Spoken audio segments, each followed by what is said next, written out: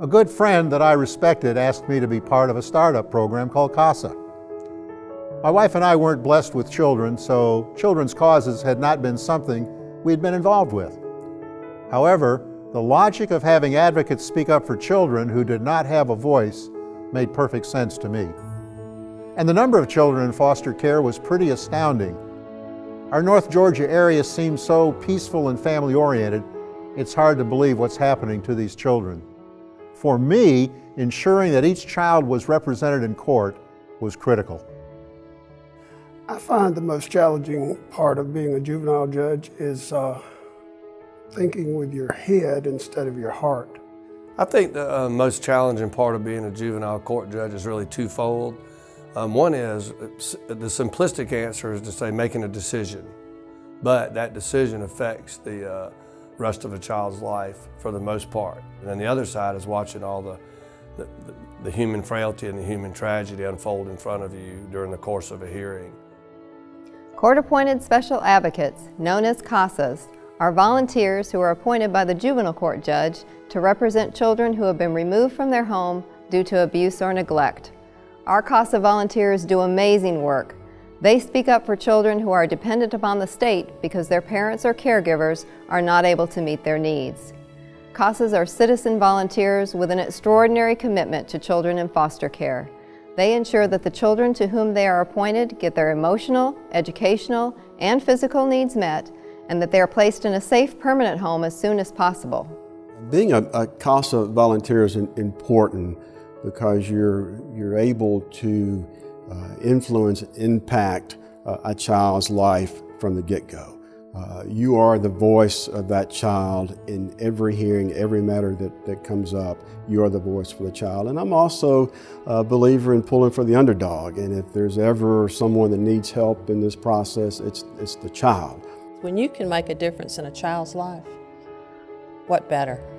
What better way to use the skills that you've acquired through life and put them to good use?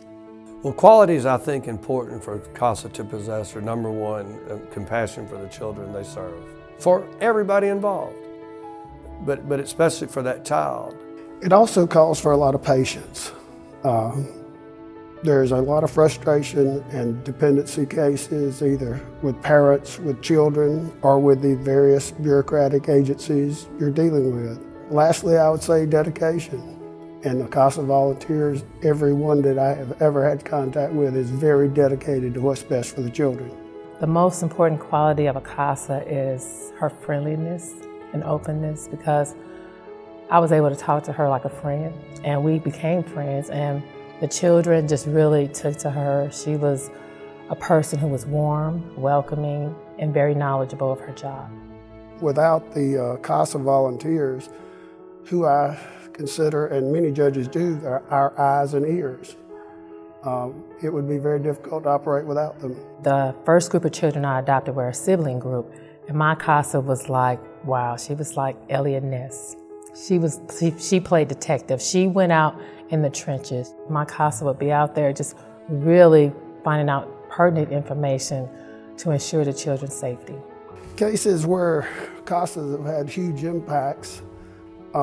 One comes to mind where a child had a father in another state that was not the legal father, and the father was not even aware of the child until sometime into the child's life. It was a situation, the father was very interested. The CASA, at their own expense, went to that state, met with the father, and evaluated the father's home, came back, made a wonderful report. The parents have a position, the state of Georgia has a position, and CASA fills in that huge gap. Other thing I'd say about the importance is that the juvenile court would not function without a CASA program. People sometimes lose sight is that the lawyers involved in cases seldom want the judge to know everything for one reason or another. CASAs do not have that. They're there for the children, they work for the children. Our CASA volunteers go through extensive screening and pre-service training. They participate in 30 hours of classroom work and 10 hours of courtroom observation. Our CASA volunteers are very dedicated to their role of advocating for the children and youth.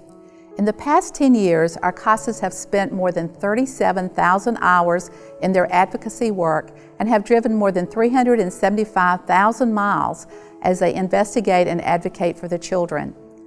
Our CASA volunteers' time, dedication, and commitment are simply above and beyond most volunteer opportunities. They truly have a passion for what they do. I had a child a couple years ago, an older child, he was 12 or 13. When he came into care, he had basically been taking care of his younger brother. Mother was an alcoholic. He didn't have any boundaries. He had very little guidance at home. He was a smart student at school, which was surprising. He moved into a foster care system, a wonderful family. This child had started to go on the dark side. A lot of negativity, was down on everyone, trusted no one. But the big pivotal point was this foster mother and I worked together with him and changed so many aspects of the way he looked at life, the way he looked at people, and started to trust again. Today, he is thriving on the football team, lots of friends, great at school. A child that I helped early on when I first became a CASA was a family that was struggling with housing. So I was able to partner with them to locate some good housing, stable housing, something that was safe for them and their family. And I keep up with all my children, even once the case is closed.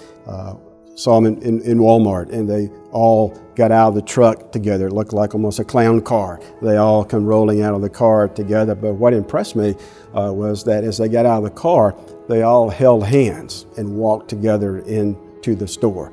That tells me that they're certainly in a better place. My CASA worker is named Jeff Sprinkle, and I just would say that it'd be good to have a guy named Jeff Sprinkle because I like his name also.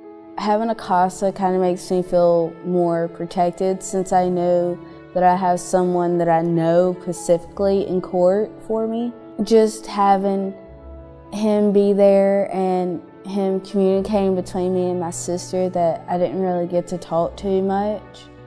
And I just really care about my sister, so I wanted to know if she's actually okay, if she's having a real family, and I want her to know that I have a family and that I'm okay. And one year I had a birthday and he decided to give me a birthday present.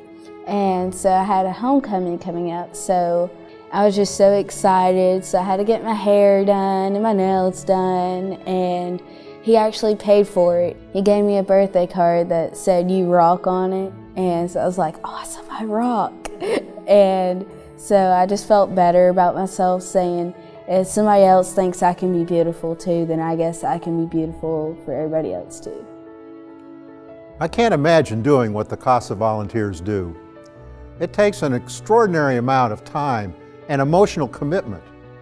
I feel very good about what has happened in the last 10 years. I'm grateful and feel proud of being part of an organization that in 10 years has gone from a startup in 3 counties to serving nearly 100% of the children in foster care in 8 counties.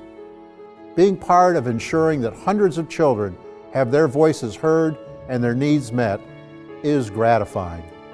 Knowing that this will be sustained because of the strength of the Northeast GA CASA program and its volunteers is a good feeling. We feel good that because of our volunteers, more than 800 children have had a strong voice in court and had their needs met while in foster care. Northeast GA CASA's success has been built on a strong volunteer board of directors, a competent and caring staff, adequate financial resources, and most importantly, our committed CASA volunteers.